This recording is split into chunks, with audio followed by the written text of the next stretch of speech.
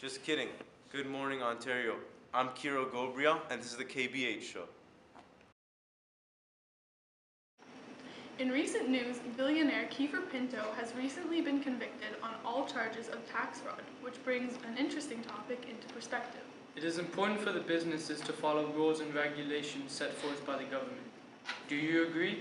Some people do, some don't. To gain further knowledge of this topic, two of our journalists interviewed one of the corporate lawyers in the city, Nora Bolin, who represents Wind Mobile. Our topic statement is, it is important for corporations to abide by rules and restrictions set forth by the government. So we are going to be asking questions with regards to this statement. So the first question is, what is corporate law? It's not a simple answer. And if I think about what you just said, you actually raised the issue of regulatory law as well. Corporate law is I guess you could say, a group of various statutes that govern how corporations incorporate and what they can do. These are just private companies, for example. Wind Mobile is a corporation incorporated under the laws of Ontario. And the Business Corporations Act Ontario sets out how you would go and incorporate a company under Ontario law. And it sets out what the power of the directors, and when shareholders have meetings, they give it's a very basic structure about what we call governance, because corporations have powers and rights and can enter into contracts and hire people and can be sued and can sue and can be criminally liable. So there has to be something that kind of gives them power and authority to do things, and who makes decisions for them, and how do you put money into them and all that. So that's corporate structure and governance. But there's also laws, for example, that are what we call regulatory laws that would be, for example, there's securities legislation, which governs the way companies can raise money and what they have to file, so that there isn't, so that everybody does the same thing and the right information is given, and what are the shareholders' rights in those situations and that kind of thing. So that would go for the Securities Commission. And then there's, for example, a company like a bank is governed by the Bank Act, right? And then there's the Office of the Superintendent of Financial Institutions, and there's all sorts of legislation that governs them as a governing body, and that applies also to banks. So when we say, what is corporate law, it's a lot of different statutes. Some of them are regulatory in nature because they restrict or describe what certain types of entities can do. There's other regulatory statutes that are environmental and apply to all companies, and there's privacy legislation, and then there's the kind of legislation that actually is there to set up the mechanics of becoming a corporation, and the power and the voting and the filing and that kind of thing. And then there's a body of common law, which is judge-made law, that interprets that legislation in a given situation. Okay. Long answer.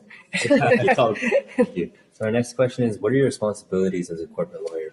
Well, so I am what's called an in-house lawyer, and I'm also what's called a general counsel. So a general counsel is what it sounds like, is that I am generally responsible for all the legal matters here at Wind. And it's not my job necessarily to regulate, but it is my job to ensure that the things that Wind does are within the law.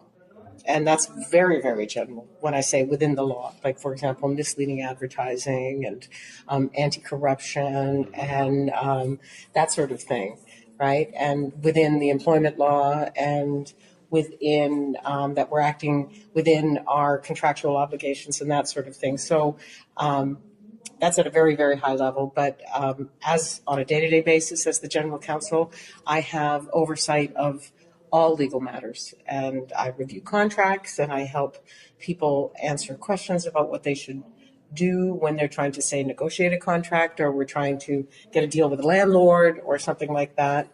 I will deal with other lawyers. I might deal with other businesses if we're trying to set up a contractual relationship. And I might deal with regulators, for example, Human Rights Commission or something like that. It is important for corporations to abide by rules and laws set forth by the government. Agree or disagree, and why? Well, I agree. I think that the legislation is something that is the outgrowth of a democratic society, and we agree as individuals to abide by the law, and the corporations are just corporate individuals and are generally required to abide. It allows for order and it allows for certainty. You know, we can't have people just, for example, environmental stuff keeps coming to mind. Like you can't have, mines just producing whatever kind of toxic waste they want to produce. You need rules so employees are all treated the same and fairly. You know, you need to make sure that people get paid fairly. You need rules to ensure that any buildings that a corporation constructs and that sort of stuff are safe, and that people are given a safe place to work in. They're allowed to work in a place where they're not going to experience discrimination. And then as far as, shareholders' rights and those things go, it's important to have the rules, I think, just so that it protects people who might, minority interests, for example, who have rights that they want protected. And the rules on directors make sense because the directors are the one who guides management. Yeah. Right? And so you want everyone to come up to the same level of duty of care. Okay, thank you.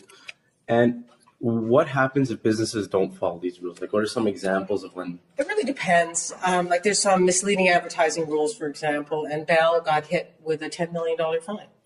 So you can have fines, but you can have people go to jail. Like, a few years ago, here in Toronto, a construction company and a contractor had some people who were working up on a scaffold, and they fell to their deaths. And the site manager went to prison because he was criminally negligent, and he hadn't trained them, and he didn't ensure that his equipment was right, and he went to prison. And that company also paid a fine, a big one, right? And that seems proper to me. Usually, it's fines for businesses. It has to be pretty bad for people to go to jail. Like embezzlement or? Yeah, directors. And you could set up a private company that does nothing but, say, money laundering. And then those individuals will go to jail. And that's the way to actually punish individuals who are acting sort of behind the curtain of being a corporation. Like they're using the corporation as a way to sort of protect themselves.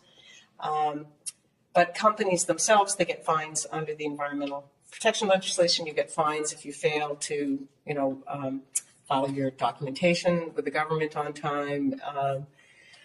You can get fined for all kinds of things. I mean,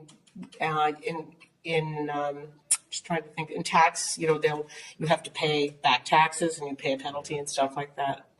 It's mostly money because that's what corporations have. Yeah. So in your opinion, does the government set too many restrictions on corporations? I don't know. I mean, in a private company, private companies are sort of free to do what they want to do. And it really depends. Like there are different areas of business that are highly regulated. And the Competition Bureau looks at all of it. And I don't know, there's a lot of compliance required, but it's sort of proportionate to how important the business is. Like, if you're a bank or if you're a securities investor, if you're a real estate lender, that sort of thing, where there's a lot of disclosure and reporting required because you could be, you are holding possibly the lifetime assets of individuals or other companies, right? If you're a pension fund or something like that. And I think that they need to be regulated. So it's very hard for me to say whether it's too much. It's burdensome. And, sometimes it feels like too much. Like, for example, the anti-spam law that I mentioned, it seems to me overly zealous. What does that law include? Well, it says basically, as if you're a company, you can't send an email to somebody unless they've consented to that. And on that email, it has to say, well, this is from me, and you have the right to tell me not to send these to you, and you can unsubscribe. And it's really there to catch the people who are truly spamming. But so far, it hasn't really been catching those people. It's been catching companies who screw up and make a mistake, or just say, well, I'm not going to comply with that part. And, like that seems sort of silly, right? Yeah. But then there's privacy legislation. Like to the extent that companies really, really are dealing with individuals, you want to make sure that individuals' rights are protected relative to that company. And that's where I agree with those. As far as the scope of all the others, there's reporting and disclosure and securities and stuff like that. It's a little hard for me to comment, but that's probably appropriate. What are some laws regarding corporations that you feel should be amended? I think that our Business Corporations Act needs to be brought up to date. I think that it's a little bit out of date, and some of the mechanics are difficult. Is there any specific sections? Not that I can point to specifically. Probably, really relating to reporting and doing all that stuff. I don't know, because I'm not, I don't find in my business anyway that the laws are overly onerous. There's certainly a lot of regulatory reporting and that sort of stuff, but I don't really do that part, so it's hard for me to comment on it. I think a lot of people have felt that the CRTC needs to be sort of overhauled and updated, but I can't really comment. So, what are some specific white-collar crimes you've dealt with or you're familiar with? I don't really deal with them, but fraud is the biggest one. Which type? Like tax fraud? Yeah, there's tax evasion for sure, and embezzlement. Like Nortel, which was one of the sort of big technological developers here in Canada, there was a whole, they didn't properly report their income, and they reduced their balance sheet, and so that's like a huge fraud, and ultimately put them out of business. So it's that kind of thing. Yeah. So what effect do crimes like white-collar crimes have on society? Well, there's a few different ways to look at that. People lose confidence, where they say, like, for example, there used to be all of these things called pyramid schemes. And, companies would hire people to, to go hire other people and like that. And then all of a sudden everybody's money would disappear, right? So it has a really real effect on the people who lost all their money. And what are those people supposed to do? They end up, looking to the government or to other family members to replace. They lose their money and there's nothing left, right? Or, for example, fraudulent organizations that are organizations where they get hit with some kind of large fine or something like that may close, and then there's job losses, right? But it's really a loss of confidence in the business, and it can become as serious as a run on the banks. It can have very wide-ranging effects for the entire financial system, for example. Like if an insurance company goes down because of, say, they've been tax fraud or something like that, then the effect of that is very large within the larger financial context. So I think white-collar crime can make people, and it has a reputational impact on our country. So people want to invest less. There's certain countries where there's so much corruption that you don't want to invest because you feel you will get scammed, and then so that country suffers. So it has an effect on the economy and the stock market. Yeah. It can have a pretty wide-ranging effect, I think. Just a question out of curiosity: do white-collar prisons exist? No, but there's low security, Uh-huh. and let's use who went to prison. What's his face? The guy, the newspaper guy. I don't know. I forget his name, but you know who I'm talking about. Yeah. He went to prison and he was it, but you're not going to be in with murderers and stuff. So it's like a separate. There's just a different part of the prison, and there's like for example, there's high security, medium security, low security. Some people have home. So is it like in the U.S. then is it the same deal, or is there like a separate prisons for like? No, I think it's roughly the same. They do it a little differently in the United States though, because they have private prisons, which is weird. Yeah, that is. Yeah, that's a moneymaker though. Yeah, probably. Right. So how can businesses avoid committing crimes within their own business? Like what steps can they take to make sure they're following all these? There are large organizations have compliance departments that do nothing but monitor compliance and have checks and balances to ensure that there are early warning systems and other ways for them to be able to determine if there's something going on. Mm-hmm. And that's the main way it happens. And those people have relationships with the regulators. Those people are very, very senior at the top level and sit with the board. It's an extremely important obligation. It's taken very, very seriously, because the board of directors is responsible. Yeah. How can laws and regulations affect a company's profit? Well, it can be very expensive to comply with something, and you could, you have to set up processes. You may have to automate something. It can be expensive. It can be taxes, for example, and the way you report your taxes and how you're able to present your financial statement. Obviously, there's costs associated with that. I don't mean spending on the accountants and that sort of stuff, but obviously you have to pay some of your income, and depending on whether or not you're able to have losses and that kind of thing. And the law all governs all that and the accounting rules.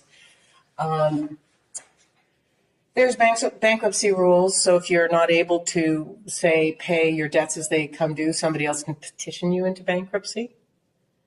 Petition, meaning like in bankruptcy? Make an application to the court to have somebody declared bankrupt or insolvent.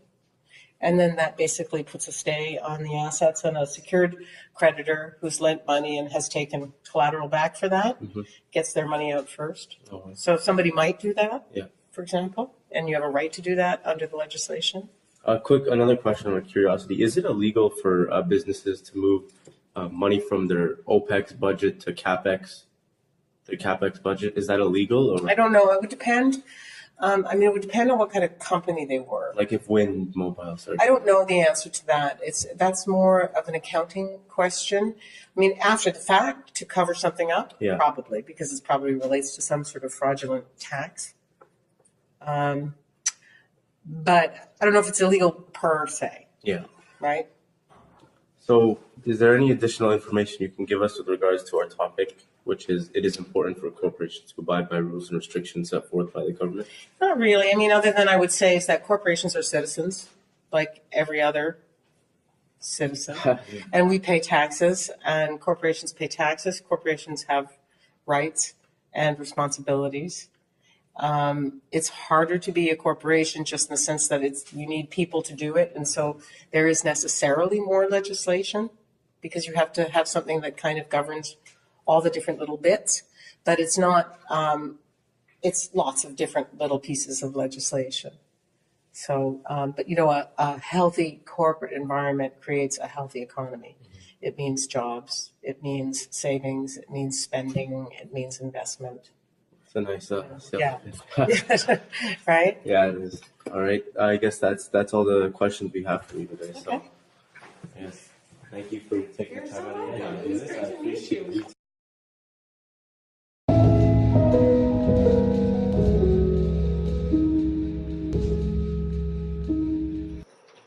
Hi, I'm Kira Gabriel, CFO. These are my fellow journalists. And today we're going to be talking about corporations and the rules that restrict them. We agree with the rules, us three. Unfortunately, I'm the one who disagrees with some of the rules and restrictions set forth in the corporations. so Kiefer, why do you disagree that laws are important? Let me bring up the anti-spam law that I mentioned before in our phone. So it basically says if you're a company, you can't send an email to somebody unless they've consented to that. So on that email, it has to say, this is from me, you have the right to tell me not to send these to you, you have the right to unsubscribe, so on and so forth. This is honestly a waste of time for the business It's not. itself. The spam is a waste of time for the customer. This is not spamming. The This is they're people who are spamming- receiving it.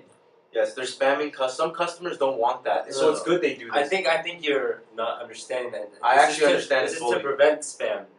You don't have for a business to send emails to their clients. They do not have to say they can send it. Otherwise, should. Wouldn't they It doesn't- Why would they read the clients? It doesn't have to be the client.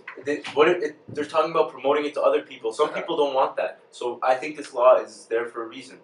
I don't want a bunch of emails from a bunch of companies emailing me about their products.